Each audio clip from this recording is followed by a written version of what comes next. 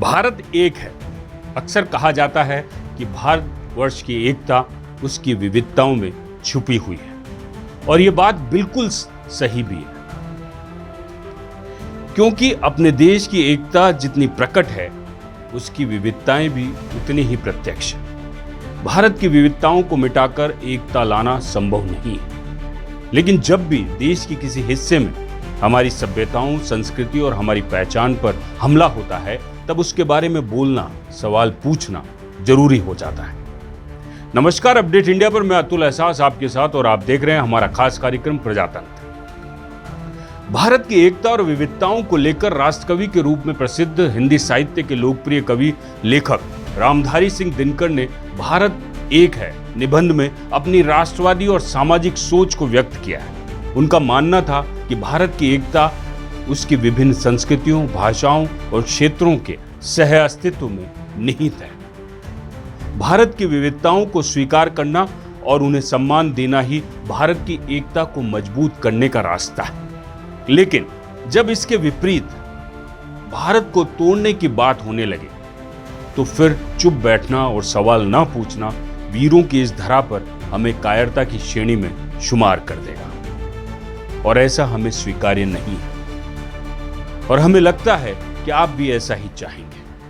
मध्य प्रदेश भारत के मध्य में स्थित होने के कारण जिसे भारत के दिल के रूप में भी जाना जाता है, यहाँ ग्वालियर के भीतरवार के धाकड़ खिरिया स्थित बुद्ध विहार में करीब 25,000 लोगों को ईश्वर को न मानने और पूजा न करने की शपथ दिलाई गई। मध्य प्रदेश, राजस्थान और उत्तर प्रदेश के लोगों को 8 जून को उस कार्यक्रम में यह शपथ दिलाई गई, जिसकी तैयारी 4 महीने से चल रही थी। आपने ठीक सुना, 4 महीने से तैयारी चल रही थी। यह आयोजन 96 गांव यानी 96 गांव जाटव सुधार समिति ने किया था। जब इसका वीडियो सोशल मीडिया पे अपलोड किया गया, तो बस वहीं से मामला विवाद में तब्दील हो गया। मैं ब्रह्मा, विष्णु और महेश को ईश्वर नहीं मानूंगा तथा न मैं पूजा करूंगा। मैं राम और कृष्ण को ईश्वर नहीं मानूंगा तथा उनकी पूजा कभी नहीं करूंगा। 6 से 8 जून तक 3 दिवसीय आयोजन था। 4 महीने से तैयारी चल रही थी। भारत को तोड़ने की, हमारे देवताओं को अपमानित करने की समिति के लोगों का कहना है कि उन्होंने किसी धर्म का अनादर करने के लिए ऐसा नहीं किया। चलिए, आपने अनादर करने के लिए ऐसा नहीं किया, लेकिन अनादर तो हुआ है, अपमान भी हुआ है। पूजा करना ना करना, भगवान को मानना ना मानना आपका निर्णय हो सकता है, लेकिन इस बात को महिमा मंडित करते हुए आप भारतीय सनातन परंपरा का, हमारे देवी देवताओं का, भगवानों का, संस्कृति, सभ्यता, संस्कार का खुलेआम अपमान कर रहे हैं। ये बर्दाश्त के योग्य तो कतई नहीं।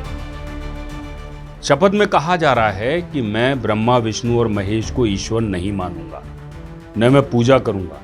मैं राम और कृष्ण को ईश्वर नहीं मानूंगा तथा इनकी पूजा भी नहीं करूंगा।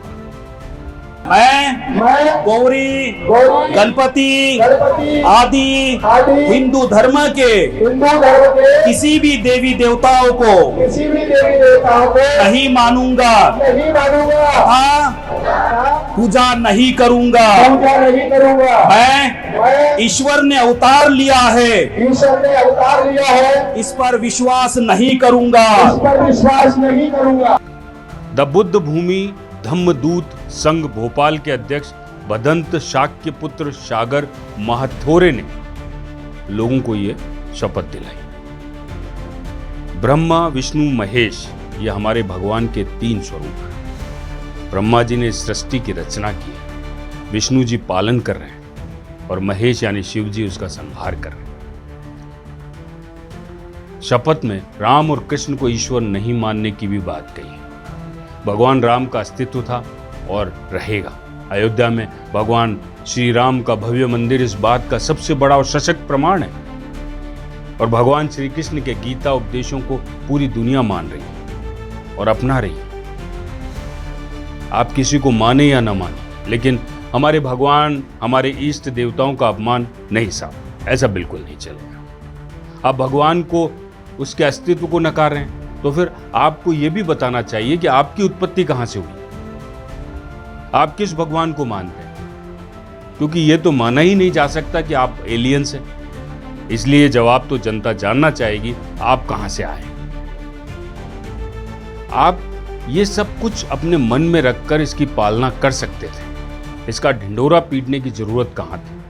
इसको प्रचारित भी नहीं किया जाना चाहिए, लेकिन आपने इसलिए प्रचार किया जिससे ज्यादा से ज्यादा लोगों में देश तोड़ने जैसी ऐसी शपथ की खबर पहुंचे और देश में अराजकता फैले, वैमनस्यता की स्थिति बने और लोग आपस में लड़े।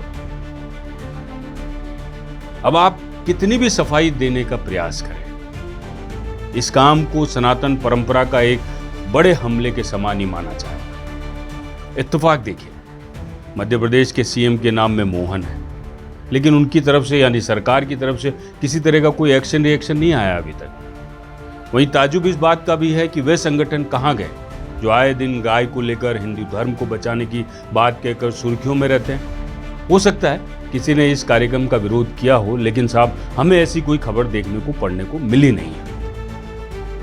हिंदू धर्म संरक्षकों और रक्षकों से, सनातन से जुड़े संगठनों से, सभी सनातन प्रेमियों से सवाल पूछना चाहता हूं, क्या ये रुक सकता था? और अगर हां, तो क्या कारण रहे कि ये रुक नहीं पाया? और अब जब ये सबके सामने हैं, तो आप क्या अपनी जिम्मेदारी निभा रहे हैं या निभाएंगे?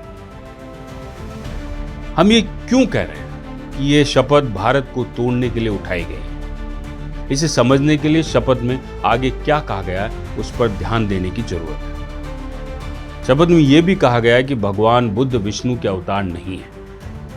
वही शपथ में ब्राह्मणों से भी कोई काम नहीं कराने और पुराने धर्म को त्याग कर बौद्ध धर्म अपनाने की बात कही गई है। यहां एक जाति के खिलाफ बात कही जा रही है, और वो भी खुलेआम, खुली सभा। सभ्य समाज में ऐसे विचारों को स्वागत नहीं किया जा सकता, बल्कि इसका विरोध किया जाना अवश्य जरूरी है। बोलने की आजादी है, इसका अर्थ यह बिल्कुल भी नहीं है कि आप किसी भी वर्ग के लिए ऐसे शब्दों का चयन करेंगे।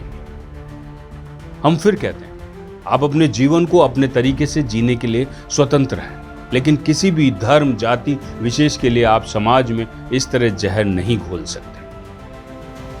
इस पूरे विवाद की शुरुआत फेसबुक पर की गई पोस्ट के बाद।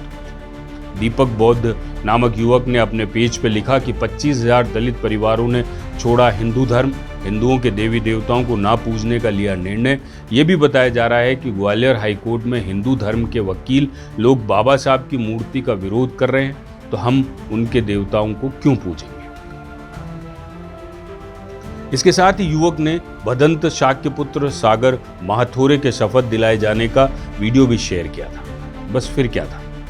इसके बाद सोशल मीडिया पर शुरू हुआ कमेंट भेजने का सिलसिला। वहीं कार्यक्रम को लेकर सफाई भी सामने आने लगी कि आयोजन समिति के रुपेंद्र वर्मा का कहना है कि कार्यक्रम का उद्देश्य समाज में व्याप्त कुरीतियों को, अंधविश्वास को दूर करना था। जहां बाबा साहब की 22 प्रतिज्ञाओं को दोहराया गया था, किसी भी धर्म का अनादर करना उद्देश्य नहीं था। सोशल मीडिया पर इस बात को धर्मांतरण के रूप में पेश करना पूरी तरह गलत है। कमाल है साहब, किसी भी धर्म का अनादर करना उद्देश्य नहीं था। हमारे देश में एक फैशन बन गया ये कहना, जब मर्जी आए अपमान कर दो, फिर जब विवाद बढ़े तो कह दो कि हमारा ये मतलब नहीं था। हमारा बयान तोड़ मोड़ कर पेश किया गया। अब आप बताइए, ऐसी शपथ का क्या उद्देश्य हो सकता है, और क्या इस शपथ को समझने के लिए किसी तरह की पीएचडी किए जाने की जरूरत है? विश्व हिंदू परिषद मध्य भारत प्रांत के सह प्रांत प्रचार प्रमुख दीपक भार्गव का कहना है कि हिंदू धर्म की विशेषता सामाजिक सद्भाव और समरसता का वातावरण है, जिसमें समाज के हर वर्ग को समान भाव और सम्मान देने की परंपरा है। इस व्यवस्था को तोड़ने की सोची समझी साजिश के तहत ये गतिविधि है। सोची समझी साजिश। सावधान रहकर समाज को सहनशीलता और संवेदना का परिचय देना आवश्यक है। एक दूसरे के सम्मान में ही भारत का सम्मान है, और हमें इस बात का ध्यान रखना होगा। जैसे कि मैंने पूर्व में पंक्तियां आपको सुनाई थी और बताई थी, और जिस कवि का रेफरेंस दिया था रामधारी सिंह दिनकर ने अपनी पुस्तक हमारी संस्कृति एकता में भारत एक है, निबंध में भारत की सांस्कृतिक, भाषाई और क्षेत्रीय विविधताओं के बावजूद उसकी एकता पर जोर दिया है। दिनकर के निबंध में भारत एक है, लेकिन असल जिंदगी इसे तोड़ने का प्रयास आज तक जारी है। हमारी विविधताओं, हमारी सभ्यताओं, हमारी धर्म, हमारी आस्थाओं पर प्रहार पहले भी हुआ है, आज भी हो रहा है, इसे निशाना बनाया जा रहा है। लेकिन देश के किसी भी हिस्से में यदि इस तरह का कोई भी हमला होता है तो उसके बारे में बोलना, सवाल पूछना बहुत जरूरी हो जाता है। और उससे भी ज़्यादा जरूरी है उस सवाल का जल्द से जल्द जवाब मिलना। लेकिन कब रुकेंगे ये हमले, ये प्रहार? और हाँ, मन में एक सवाल और कौन रहा है? जो ये शपथ ले रहे थे, शायद उन लोगों तक बटेंगे तो कटेंगे और एक है तो सेफ है का नारा अभी तक पहुंचा नहीं। नमस्कार, जय भारत।